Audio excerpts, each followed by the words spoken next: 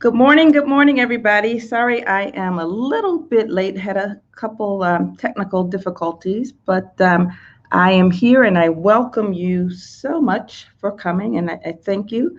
And if you just bear with me, let me pull up our PowerPoint presentation.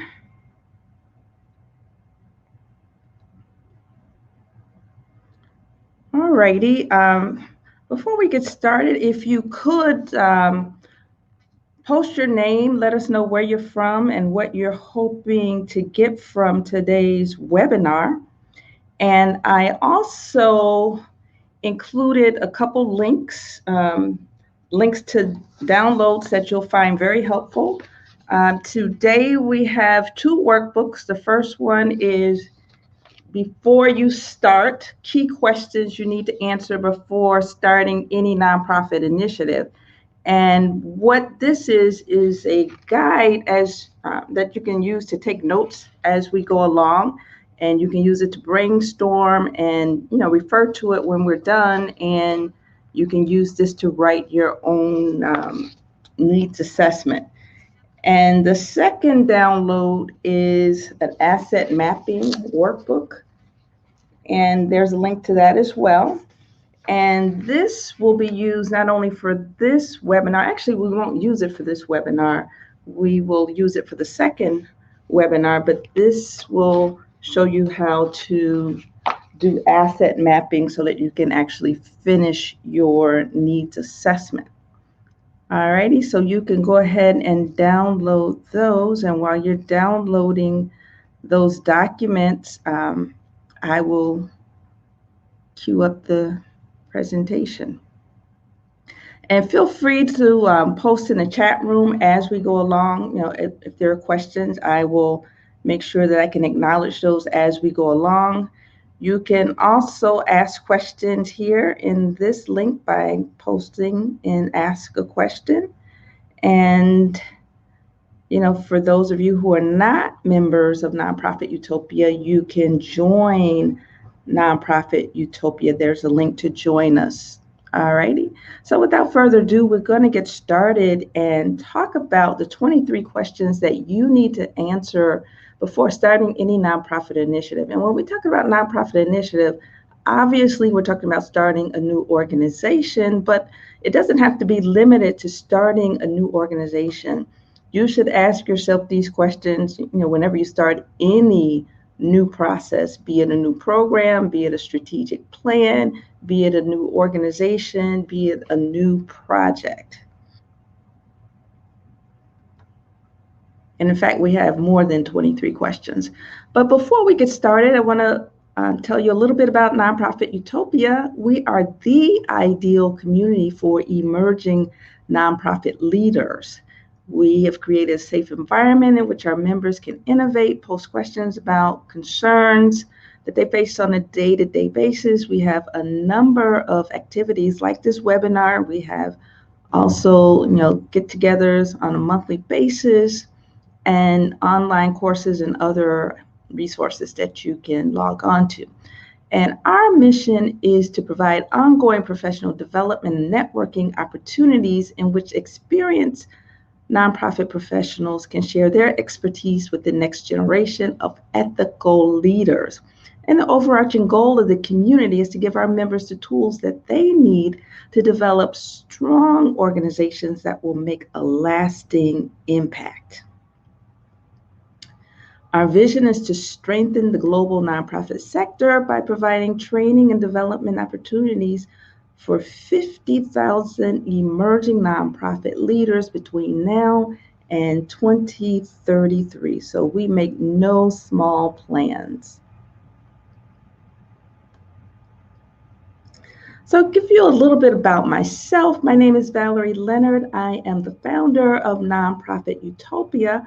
I'm also a consultant to nonprofit organizations, and I teach online courses at the University of Illinois. Taught a number of courses in things like strategic management, operations, planning, and other courses. I've also developed a 10-week course, Capacity Building Blocks, that will take you through the 10 steps that you need to develop a sustainable organization. And I also host the nonprofit Utopia internet radio show. All righty, enough about me. So, the first question that you need to be asking yourself, and again, I refer you to our workbook before you start, key questions that you need to answer before starting any nonprofit initiative. You can take notes as you go along, and then you can refine what you have, after we get off this call. All righty. So the first thing you want to ask yourself is, do you have a name for your initiative? And what's in a name? A name could really signify what it is you're doing and why you're doing it. Give people a hook. When I started nonprofit Utopia, I thought about the ideal society. What would it be like if there was a such thing as perfection in the nonprofit arena? What would that look like for emerging nonprofit leaders? And I based this off the concept of Utopia, founded by Sir Thomas More, in which he envisioned a perfect society in which each person was equal to another and contributed their fair share to what was going on in society. So applying that principle to nonprofit Utopia and nonprofits, that's how I came up with this name. So the second question is, have you picked out a name? And if you have picked out the name, what is it? And if you're going to start a new organization, a legal organization, the next question is, have you conducted a name search with cyberdriveillinois.com to see if it's available? And for those of you who are watching with us and you're not residents of the state of Illinois, you might consider contacting your Secretary of State's office or your Attorney General's office to do a name search, just to make sure that the name that you're thinking about is not taken in your state. The fourth question is, what community are you considering working in? Question 5, how would you describe this community? And when you talk about the community, obviously you want to look at things like location, the population, racial makeup, income levels, typical things that you might get from the Census Bureau, but you should not leave it there. Your description of the community should not only describe the demographics, but you want to relate your description to what it is you're trying to do. So if there's a particular issue, a particular sector or subsector of the nonprofit community that you are looking to serve, then your description is also going to be painted by that, right? So for example, if you wanted to focus on schools, when you look at demographics, you will probably be looking at school-age children. And if you're looking at parents, you might want to get a sense for the number of children in each household and get a sense, for the number of people who could be potential parents. You want to look at the number of schools in a community. You want to look at things like their parental involvement. You want to look at how those schools are ranked. You want to look at the school performance. You want to look at school environment. And all of those things taken together will give you a more targeted description of your community. So what's the current situation? What's going on? What are some of the current impacts, some of the current events that could impact the work you do? So for example, if you're looking to do an anti-violence initiative, you want to obviously look at things like crime statistics, but you also want to monitor the news and see if there have been any major crime occurrences that have impacted that particular community. And that will help you to better understand, get behind the statistics, put a human face on what's going on. And you can also get information from, conducting your own surveys, talking to people, and that kind of thing. Question 7, are there other people or organizations in the community that are addressing similar issues? And if so, how many of them? Who are they? And if services are already being provided similar to the services you want to provide, or if they're not similar to the services, if they're complementary, if they're serving a similar target, who's actually doing the work and what is it exactly that they're doing? What's the quality of the services? And you can find out, from word of mouth, whether or not people actually like the services. You can do, again, surveys to get a sense for what people's attitudes are. You could do interviews and group interviews just to have, more specific information as to what people feel about the quality of the services. And then question 10, do you see any gaps in those services? And, you could be serving a community that seems to be saturated by nonprofits, but when you delve into what it is they do and get a sense for who their specific targets are and specifically what it is they do, at that point, you begin to identify opportunity. So, for example, if you are in a community where there's, say, 10 youth programs, right? Get a sense for what the youth programs do, what ages they serve, and if it seems to be a gap in, say, the number of organizations who are targeting 12 to 15-year-olds, then you might, target that. Or if there seems to be after school programs, then they might provide, say, cultural enrichment, but you don't see any tutoring, then that might give you a sense for where some of the gaps are. So again, look at who's being served, look at what the needs are on a holistic basis, and then try to identify a niche if you can for yourself. Question 11, given the number of people in the community who may need the services you want to provide, and the number of organizations providing the services, is there still a need for you to start a new organization in that community? That answer could be yes, it could be no, but again, you want to make sure that whatever decisions you make are evidence-based. And what are some of the problems or issues that you would like to address? That is question number 12. Question 13, who cares? Who really cares about the issues that you care about? And this is really, really important because it can help you begin to identify funding sources, potential clients, potential partners, and other stakeholders as you address those services or as you address those needs. Again, who are the potential partners?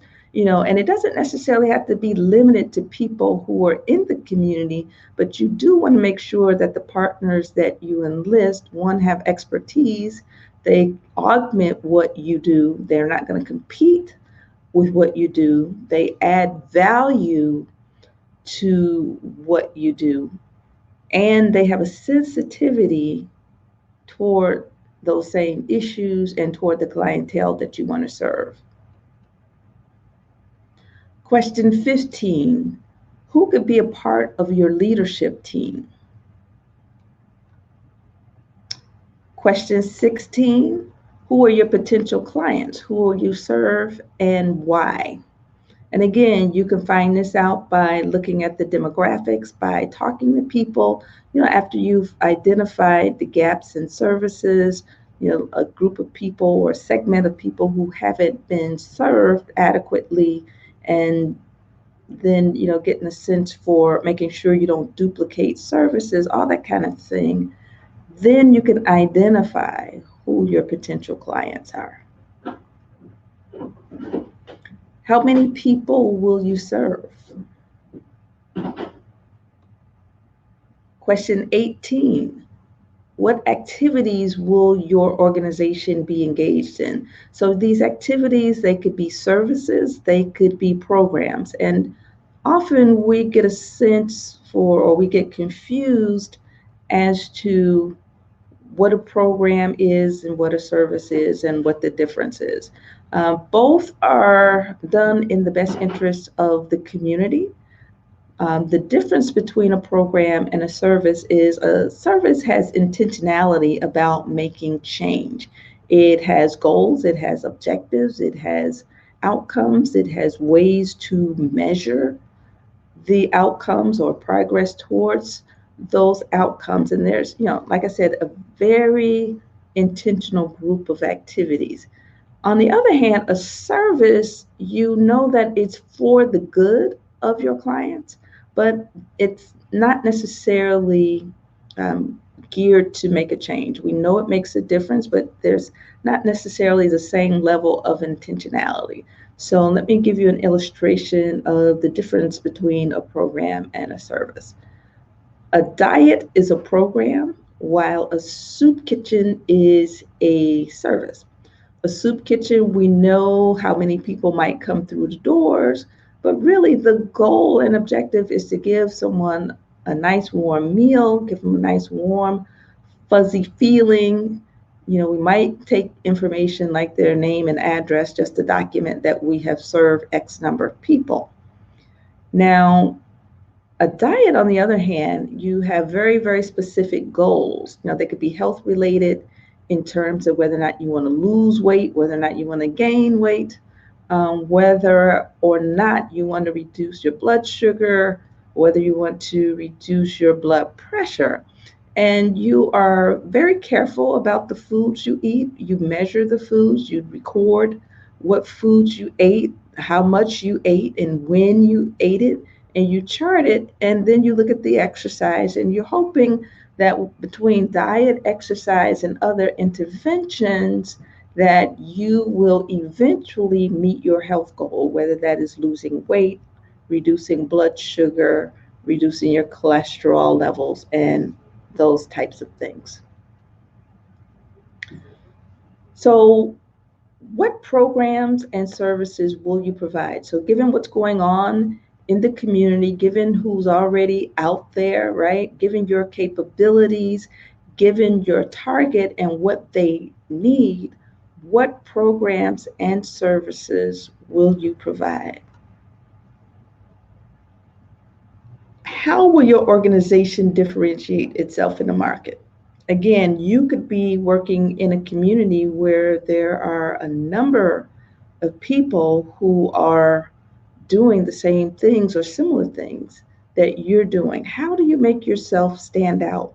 What's different about what it is you do and your approach to the way you do it? And most importantly, what value does it bring to the client? What value does it bring to potential funders?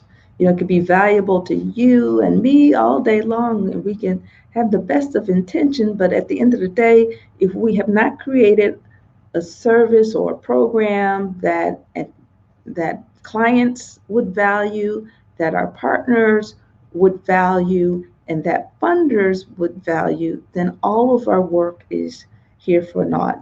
Just because you build it doesn't mean that people will come. Question 21.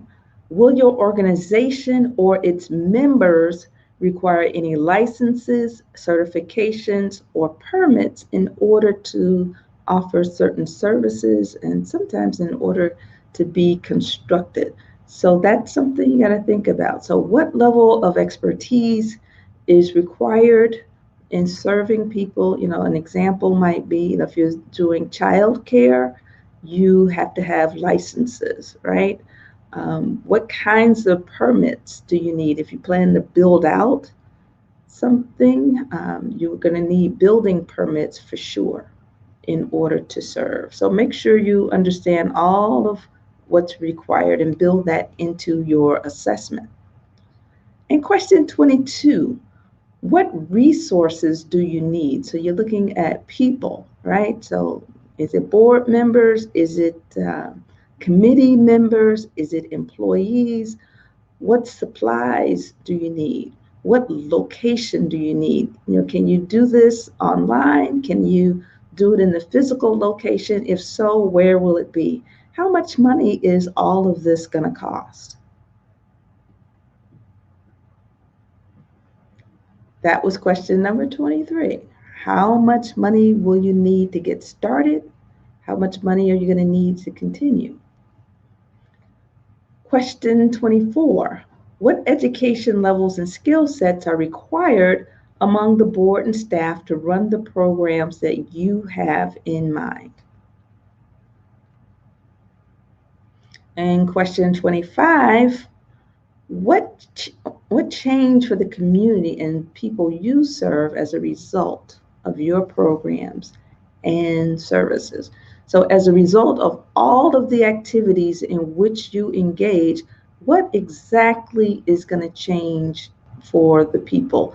What's going to change in the physical environment, for those of you who might be engaged in community development? How is it going to look, how will the community look 5 years from now, 10 years from now, as a result of your programs and services? For those of us who are serving people, what will be different in their lives 5 years from now, 10 years from now? How will you know that your program, your services actually made the difference? And so that brings us to question number 26. How are you going to be able to measure the change? So you obviously are going to measure people where they are before they start your program. That will give you a baseline. And then as you give interventions, programs, and services over time, you want to continue to track their progress towards the desired outcomes. And the desired outcomes could include, depending on your program, it could include things like increased learning. If you're doing community development, it could be, increased in the number of housing units. If you're doing job creation, it could be like the number of people who are gainfully employed after 3 months, 6 months, 9 months, a whole year. How many people are returning to provide services to your clientele? Again, the measurements that you use need to be in alignment with the goals and objectives and the outcomes that you want to achieve, and you need to be able to track it over time.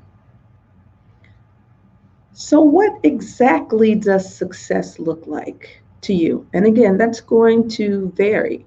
For a GED program, it may mean something to the extent that people may go from being illiterate to reading at the seventh grade level within, say, 6 months. And seventh grade level is important because, most of our textbooks, most of our manuals that we might find on the job are found at the seventh grade level. So one of your intermediate goals might be making sure people can read at the seventh grade level so that they will meet a baseline of job readiness, be able to fully comprehend the materials that they might have to read on the job. And then that all plays into a more comprehensive job placement and training program.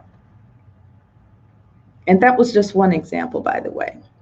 So how will you evaluate success?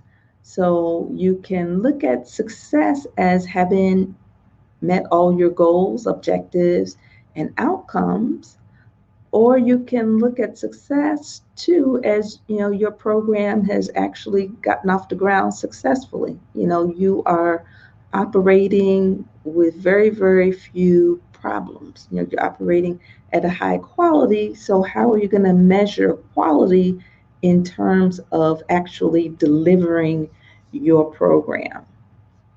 And again, that's going to vary based on the program. And question 29, how are you going to use the information that you gather from the evaluation process to make your program even stronger? So, if you are evaluating your program to make sure that it is running properly, you might use this evaluation as a time to identify bottlenecks within your system and then streamline processes so that you save time, so that you save money, and you can deliver your programs more efficiently and more effectively at a reasonable cost. In fact, maybe at a cost lower than other programs.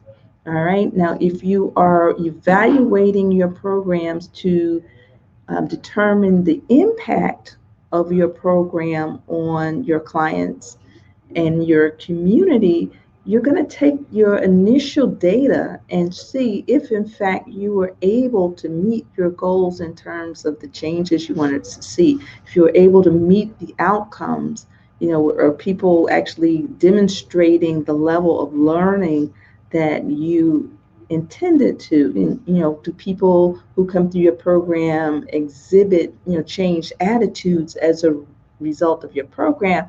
If you don't see those things happening as quickly as you thought, you can use your evaluation process as a way to determine, one, you could very well have made unrealistic goals. The work that we do is developmental, and sometimes when we're developing our programs, we may not have the experience to know definitively what's going to happen once we start the program. So you can use this evaluation process to give you the information that you need to tweak your model to make a program that's more relevant to your clients and communities and more impactful in terms of bringing about the changes that you want to see.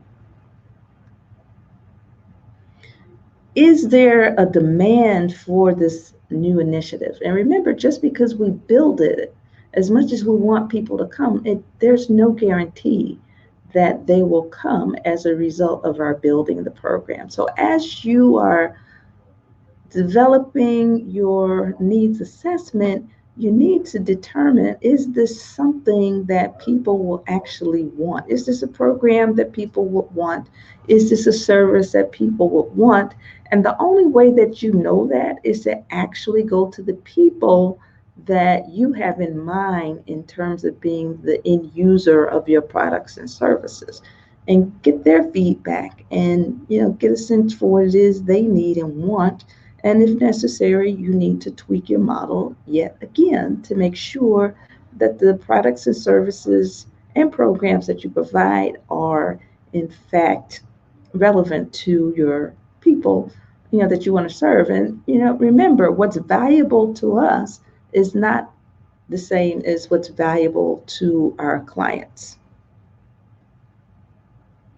Question 31. Given all the work that's involved, are you still committed to going through with this process? Why or why not? And then you have to kind of decide within yourself, you should proceed if, right? And that answer can be answered a number of ways depending on, who you are, what you're doing, and what stage of development you're in. You should proceed if the program you are thinking about, the plans you're thinking about, the services you're thinking about, the project you're thinking about fills a need, an unmet need in the community. You should proceed if you have the capability of doing this program. Capability meaning you have the people, and you know that. Why? Because you already asked yourself what people you need, right? You should proceed if you have partners, if you have volunteers or employees or other people to do the work. You see where I'm going with this. So you will be the one to fill in the blank. You should proceed if. How do you know your initiative has potential or if you should scrap your idea altogether? Now, we have done a webinar that will help you to understand, asking their why. And this webinar helps people, or helps you if you're interested in understanding how to do a value proposition. And you use a value proposition canvas, and you really get into the psyche of the people that you're trying to serve, and get a feel for their typical day, get an understanding for what their pains are, what they're trying to achieve. And based on that information, then you can create a value proposition for a product, for a service, for a nonprofit program that you're trying to serve the people, right? So that's how you know whether your initiative has the potential. But even more so than delivering value, or hand in hand with delivering value, make sure that there's a demand for it. Yeah, because again, you could be in an area that is oversaturated by this, by the services that you want to provide, and people could very well be happy with the services that are out there. So at this point, I am going to open it up for questions. If you have any questions, feel free to post in the chat room. If you have any comments, post in the chat room. We would love to have you become members of the Nonprofit Utopia community. You can join by clicking on to this green button. You can find out more about us at nonprofitutopia.com. Alrighty, so without further ado, I want to say thank you so much for joining us. I encourage you to download the workbooks and also keep in touch and let me know what your progress is. Alrighty, take care. Bye bye.